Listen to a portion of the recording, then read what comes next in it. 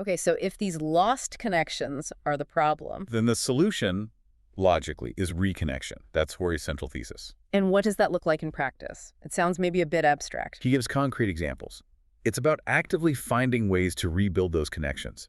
So for meaningful work, maybe it's seeking out cooperative workplaces or finding purpose even within a difficult job or volunteering. For connection with others, it means intentionally deepening social bonds, joining groups, making time for friends, prioritizing real conversations. Putting the phone down sometimes. Yeah, exactly. It means consciously valuing those intrinsic goals, creativity, love, learning, spending time in nature over just chasing money or status. And the deeper ones, trauma, nature. Addressing trauma through therapy, support groups, talking openly. Reconnecting with nature by literally spending more time outdoors.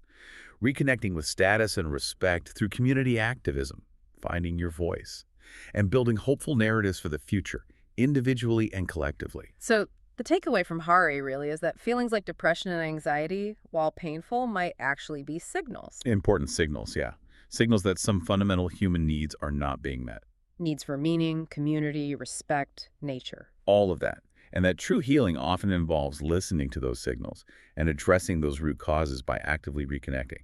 It's not just about fixing a broken brain, but fixing broken connections in our lives and society.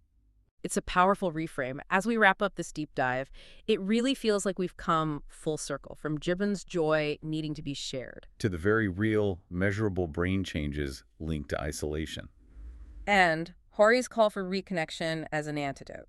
The common thread is clear. We need each other. Our well-being depends on it. Absolutely.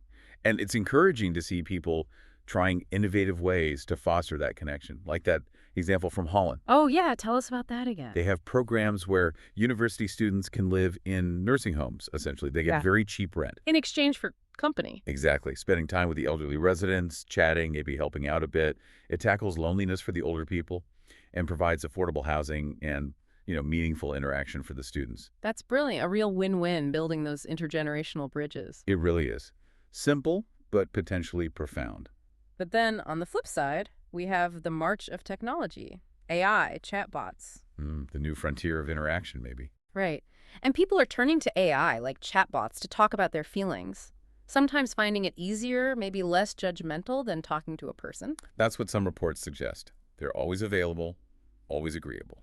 Which is comforting, perhaps, but is it the same as real human connection? That's the big question, isn't it? If relying on AI for emotional support becomes common, Does that change our expectations of human relationships? Does virtual bonding start to edge out the messier, more complex reality of offline chats, disagreements, making up?